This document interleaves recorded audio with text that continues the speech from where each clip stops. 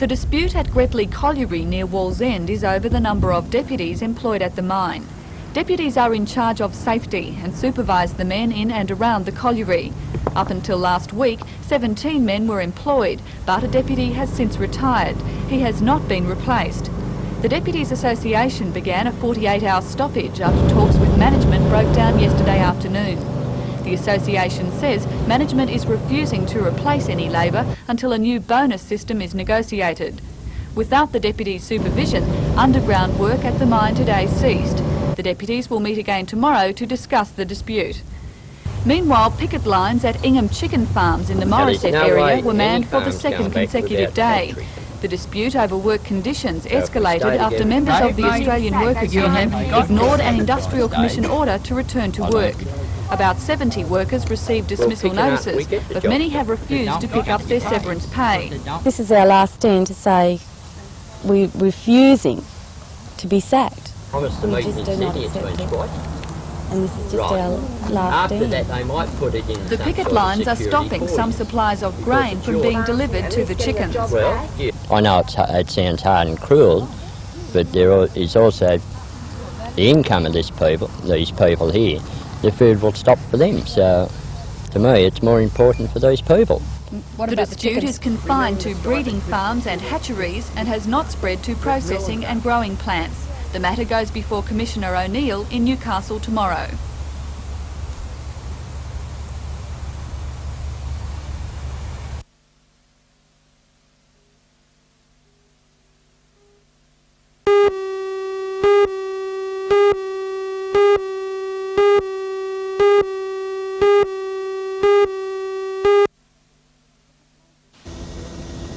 The proposal follows hard on the heels of cuts to coking coal prices introduced at the beginning of the year. The Coal Association accepted those cuts, acknowledging a depression in the Japanese steel industry. But it says the Japanese power industry is a completely different ballgame, and it won't accept cuts to steaming coal prices. The association says the power industry is domestic and does not have to compete internationally, and for that reason the cuts will not be tolerated. But Federal Trade Minister John Dawkins, during a tour of the Hunter Valley today, said the Japanese are in a strong bargaining position. Well, what we have is an oversupply of steaming coal and coking coal in the world. It's become a highly competitive market and one where basically the buyers can dictate the terms. In the end, Mr Dawkins was unwilling to be drawn on the current negotiations in Japan, but he said the Australian industry must be able to respond to a changing world market.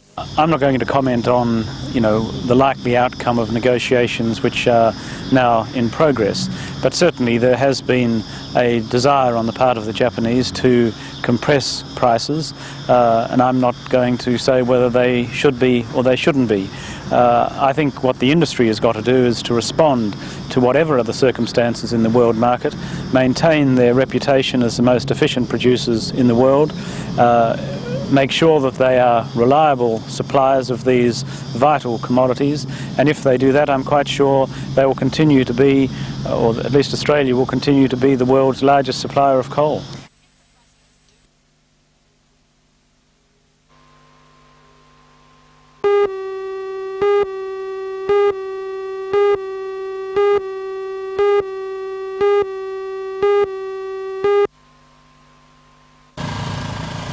The accident occurred on the Pacific Highway, 1.5 kilometres south of Swansea. Police believe this white Corolla was travelling south when it collided with the van. The force of the impact demolished the front and side of the Corolla and tore this equipment from the roof of the van to leave it lying 50 metres away. The two male occupants of the van were quickly freed and conveyed to Belmont Hospital, where they were treated for arm and head injuries and later released. Police and ambulance rescue units, however, had to work for almost 1.5 hours to free the female driver of the Corolla. Paramedical officers stabilised the woman's condition, while other rescue workers tore out the dashboard and steering column to allow her to be removed. The woman, who police believe to be from Cobbitty near Camden, was taken by helicopter to the Royal Newcastle Hospital, where she is in a serious condition. The clear stretch of road, fine weather, good visibility and lack of eyewitnesses have left the police baffled at this stage as to exactly what happened.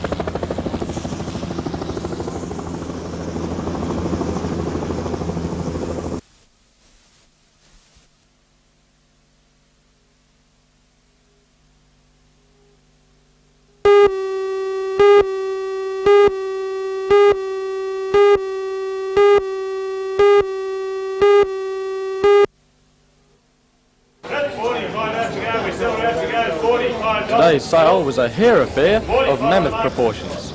They came in all sizes, and as far as the goats were concerned, lineage didn't matter a scrap. But for the humans involved, it was all in the breeding, and they showed their concern through the hip pocket. According to one top breeder, it's all in the hair. Warradale Elkie, for example, is just a kid, yet she fetched the highest price today at $600. That's right, bring it down the horse.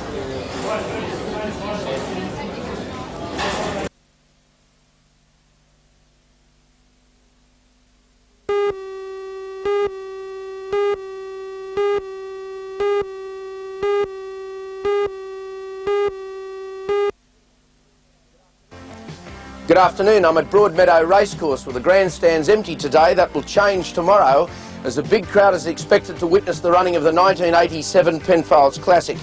In tonight's news, I look at the prospects of the horses, two of them stars, Marauding and Snippets, and the prices are likely to be bet on the big race. Join Ray Deneen and Anna Manzoni for all the news tonight at 6.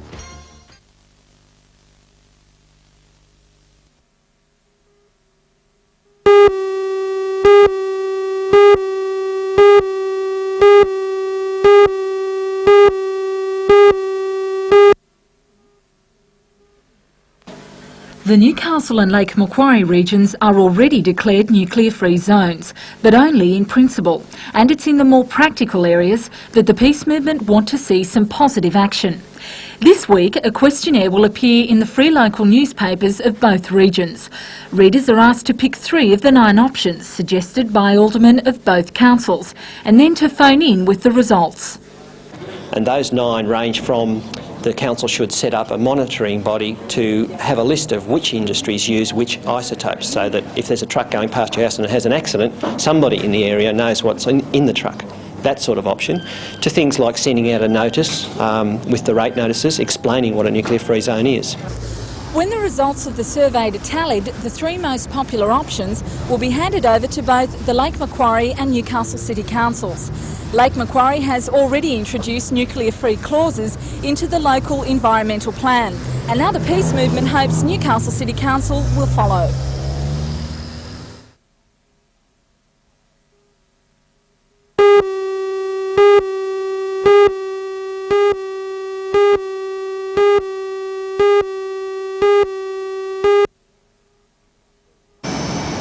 The Mirage, like the one seen here, had been taking part in a joint Australian-New Zealand military exercise. The pilot, who is apparently unhurt, but spending the night at the Williamtown base's sick quarters, was actually plucked from his life raft by the crew of a game fishing boat. The Catabunda was within 500 metres of the point where the Mirage hit the water, 16 kilometres due south of the Point Stevens light. A helicopter from the National Safety Council then took the pilot from the deck of the Catabunda back to Williamtown. Wreckage from the crash is being brought into Port Stevens by the police-launched Sea Eagles, and helicopters were scouring the vicinity until dark looking for more. The RAAF will hold an inquiry to determine what caused the aircraft to malfunction.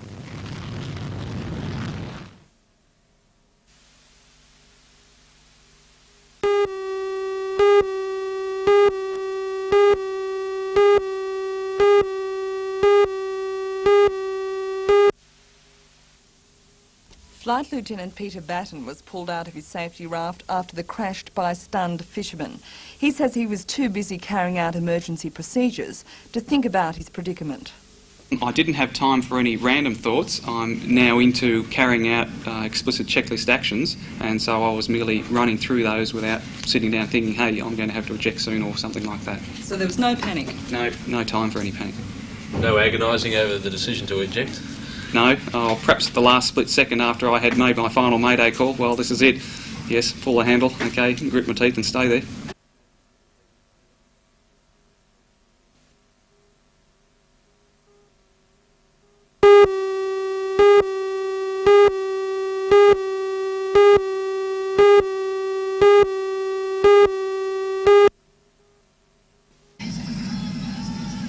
Weather fine, track good was certainly the case today, and the crowd turned out in their thousands.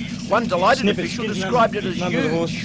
They turned out to see champions, and a look at the betting boards in the still crowded ring just minutes before the start showed that most of the money was on rewarding well into the red and unbeaten snippets. It was, though, conceding 6 kilos to the Giant. As they left the enclosure, every vantage point was well and truly taken. Then the big moment had Penfolds arrived. Classic and Snippets bound half length in front of the starter. Omnicore second, followed by Bravery. Top Gallery going quickly, followed by Marauding up and on the outside improving. And at the tail of the field, Major Edition settling down towards the 900 and Snippets the leader by a length and a half. Top Gallery second, a half length on the outside to Marauding, a length and a half to Omnicore, 5 lengths to Major Edition and 2 lengths away to Bravery at the 800 and Snippets setting a nice speed, a length in front. Second is Marauding, followed by Top Gallery, a length and a half to Omnicore, about 5 lengths away to Bravery, and over on the inside, Major Edition at the tail of the field, travelling towards the turn in the 87 Penfolds Classic and Snippets first to swing, Marauding in hot pursuit, 2 lengths away to Gallery, followed by Omnicore, Major Edition, and down the outside, Bravery. They've got 300 to go, and Snippets the leader in second place. On the outside, Marauding, he's the first to go for the whip, and then came Omnicore, followed by down the outside by Bravery and Major Edition. It's Snippets tackled by Marauding and 100 to go. Marauding's drawn to the leader. It's Marauding kicking away in second place. Snippets followed by Omnicore, but Marauding too good. Marauding, he's a good colt and he scores by 2 lengths over Snippets. A half length on the outside to Omnicore. Someone said he was like an 18-year-old playing under 12s, but a shattered course record that had stood for 6 years told the story. Even so, trainer Brian Mayfield-Smith is not certain of a slipper start. What next? He'll run Saturday week in the Todman Slipper Trial, Rose Hill, and if he wins that, he'll run in the slipper if he does well in the meantime, and if he doesn't win it, he will miss the slipper and run in the size produce in the Champagne Stakes.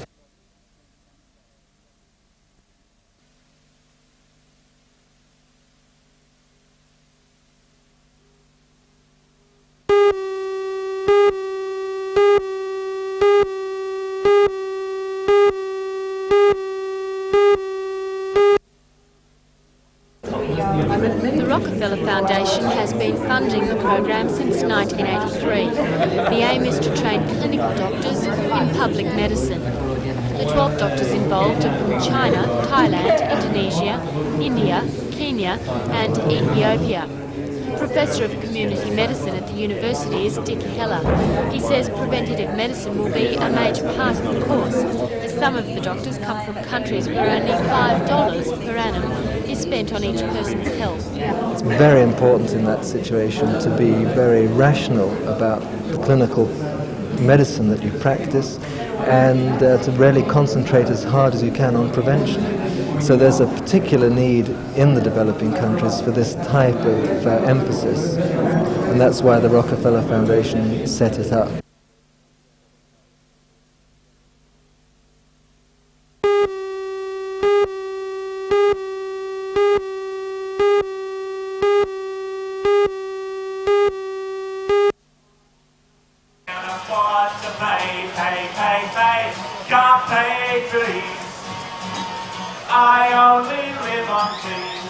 The opposition to the administration charges was high on the agenda for the students' rally, but there were also disclosures made that some students already knew about.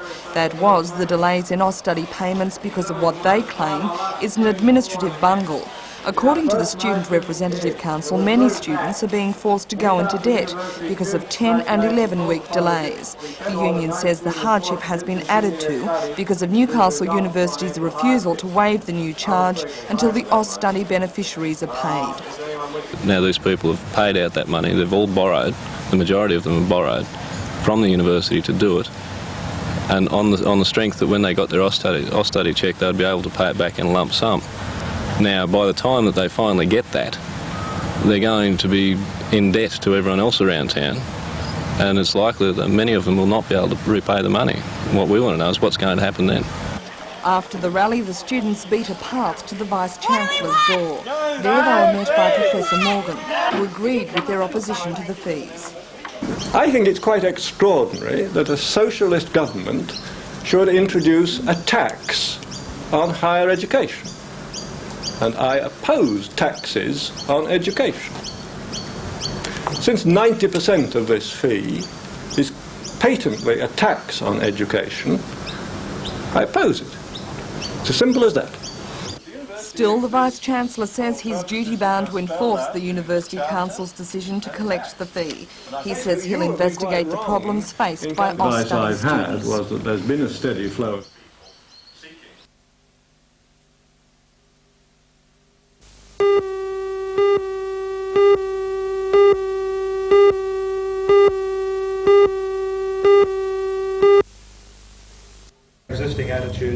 Captain Evans gave a sobering speech, warning that Australia must lift its game to lower unit costs to be an effective world competitor.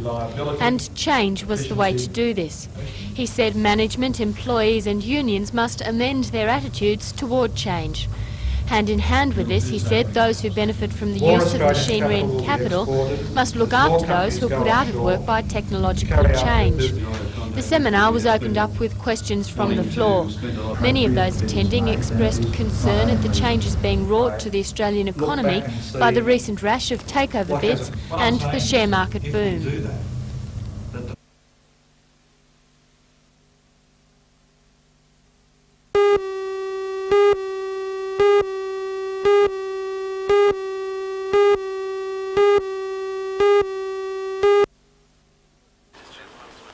The new administration building was built at a cost of $10 million.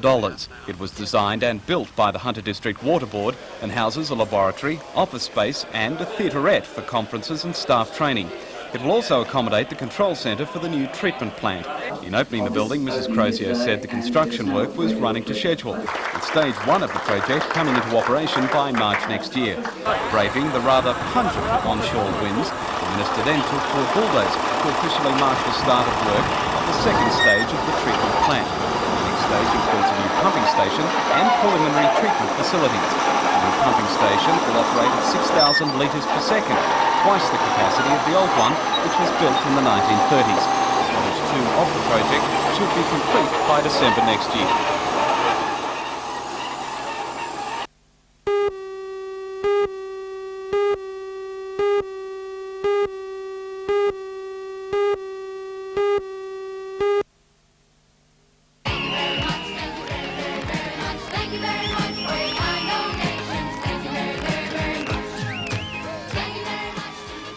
By 8:30 Saturday night, everyone was proclaiming Telethon a resounding success. But over the last 24 hours, another $40,000 worth of Art Union tickets were sold, taking the final total to $1,201,927.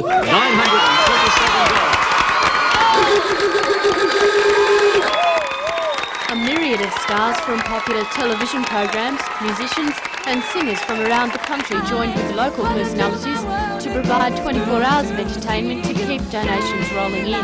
All contributions were welcome. Children through to big corporations dug deep into their pocket to help the cause. Hunter Life Education teaches children to lead a drug-free life. Telethon manager Ricky Blackwell says the $1.2 million pledged will now go toward expanding the Hunter Life Education program. Well, they have two aims. One, they hope to build a permanent education centre on land that they have at Edgeworth. And secondly, we're going to provide another mobile unit, so that there'll be 3, to cover the outlying areas for those schools who can't get into the Edgeworth area. All that's necessary now is for the money pledged to be sent in. Donations can be sent to NBN, Post Office Box 750L, Newcastle 2300, or dropped into any branch of the Commonwealth Bank or the Newcastle Permanent Building Society.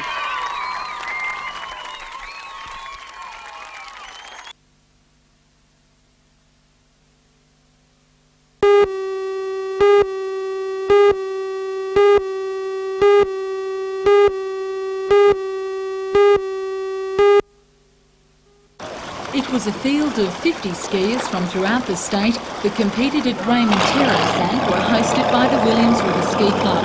The program was divided with both ski drag and barefoot classes. The younger competitors were encouraged to take to the water in the ski drag races, but the main competition centred around the barefoot championships. In the unlimited open division, local boys Darren Richards and Greg Adams took out the first and second places. In the unlimited inboard class, Port Macquarie's Brett Lerman pipped local Trevor Good for first place.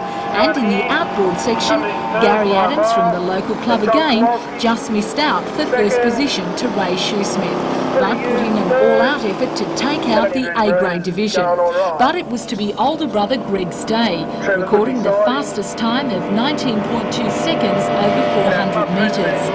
And it seemed the Raymond Terrace and Maitland competitors had no trouble showing their visitors how it's done by dominating both the higher and lower grade divisions.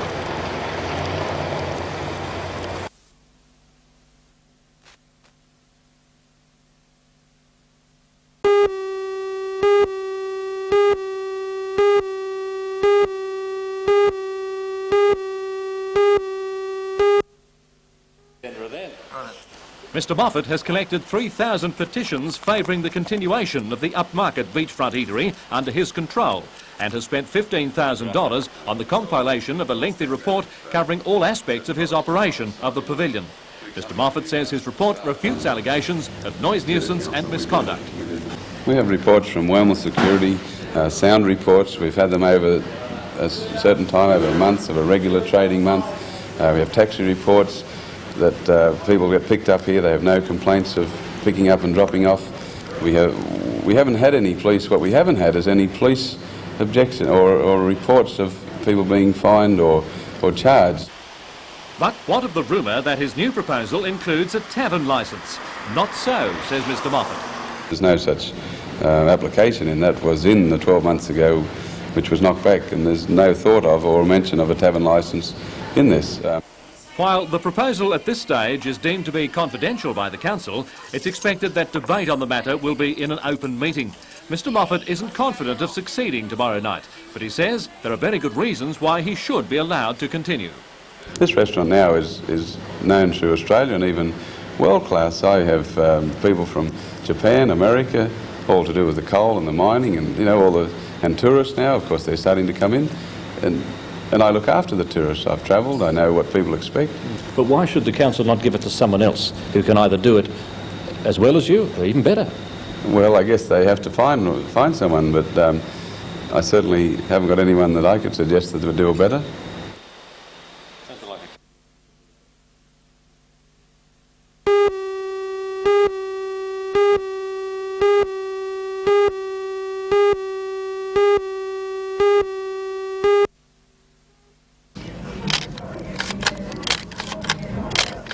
Newspaper photographers from all over Australia pit their talents against one another in the prestigious Nikon Australian Press Photographer of the Year. Competitions such as these are a rare opportunity for press photographers to get recognition for their work. The 1986 exhibition is touring Australia and opened in Newcastle yesterday at the Cardiff branch of the Commonwealth Bank. The venue does not do the 892 photographs justice, as there is just not the space to hang most of the entries. Many remain in packing cases and will not be viewed by the public during the 10-day display. The photographs on view are quite outstanding. There are various categories including picture portfolios, best news pictures, sports photos, and the best pictures taken by a cadet. It is clear that many of the pictures have not been posed, but have caught subjects at a rare and outstanding moment.